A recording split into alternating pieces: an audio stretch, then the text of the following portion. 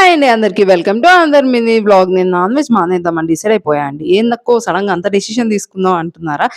పర్మనెంట్‌గా కాదులేండి, టెంపరరీగానే. ఎందుకు అనుకుంటున్నారా? శ్రావణ మాసంగా వస్తుంది కదా! సో, ఈ మంత్ మొత్తం నేను నాన్ వెజ్ తినను. అందుకే ఇంట్లో ఉన్న ఎగ్స్ అన్ని ఖాళీ చేద్దామని డిసైడ్ అయిపోయి ఎగ్ కర్రీ చేస్తున్నా. నార్మల్ ఎగ్ కర్రీ చేస్తే చేయితో ఎందుకు అవుతా చెప్పండి. అందుకని మొగలాయి ఎగ్ కర్రీ అనేది ట్రై చేస్తున్నాను. సూపర్‌గా కుదిరింది. ఎలా చేశానో మీకు కూడా చెప్తా వచ్చేయండి.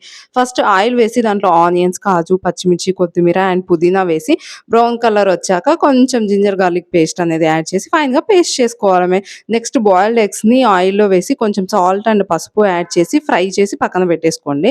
అండ్ అదే పాన్‌లో కొంచెం జీరా అండ్ ఇలాచి వేసి ఫ్రై అయ్యాక పేస్ట్ వేసి కొంచెం కర్డ్ యాడ్ చేసి కారం, ధనియా powder, salt, eggs, garam masala ఇవన్నీ వేసి మంచిగా మిక్స్ చేసుకోండి. ఇంకా ఆఫ్టర్ 5 మినిట్స్ స్టవ్ అనేది ఆఫ్ చేసి సర్వ్ చేసుకోవడమే వేడి వేడిగా. ఇది మీకు bagara rice, plain rice, chapati, roti దేంట్లోకైనా సూపర్‌గా ఉంటుంది. ట్రై చేయండి.